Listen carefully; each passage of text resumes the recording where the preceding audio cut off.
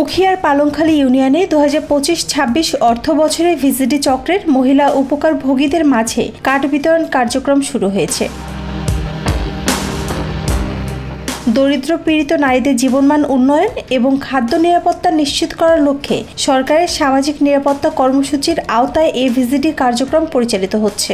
এই কর্মসূচির আওতায় তালিকাভুক্ত নারীরা নির্দিষ্ট সময় পর্যন্ত মাসিক খাদ্যশস্য ও অন্যান্য সহায়তা পাবেন।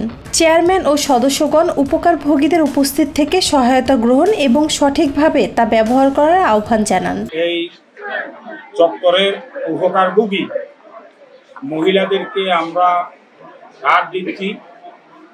এই কার্ডগুলা তারা নিয়ে যখন আমরা চাউল আনবো, যার কার্ড সে আইসা কার্ডগুলো নিয়ে যাবে। তবে এই কার্ডগুলো আমি কাউকে দায়িত্ব না দিয়ে আমি একা দেওয়ার একমাত্র কারণ হচ্ছে একজনের কার্ড যেহেতু আরেকজন অন্যজনে নিতে না পারে, এই চাউলগুলো নিতে হলে যার চাউল সেই নিবে। তবে এই চাউলগুলো আনার জন্য সরকার আমাদেরকে গাড়ি ভাড়া দিয়ে থাকে অথবা কন্ট্রাক্টরের মাধ্যমে এই চালগুলো এখানে পৌঁছাই দেয়।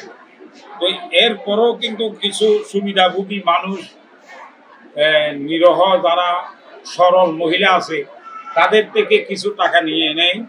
যেটা নিয়ম আছে সেইটা হচ্ছে দুস্থ, বিধবা, অসচ্ছল পরিবারের সদস্যদের পাওয়ার কথা। এ সময় জাতীয় পরিচয়পত্র সঙ্গে আনতে এবং শৃঙ্খলা বজায় রাখার নির্দেশনা দেওয়া হয়।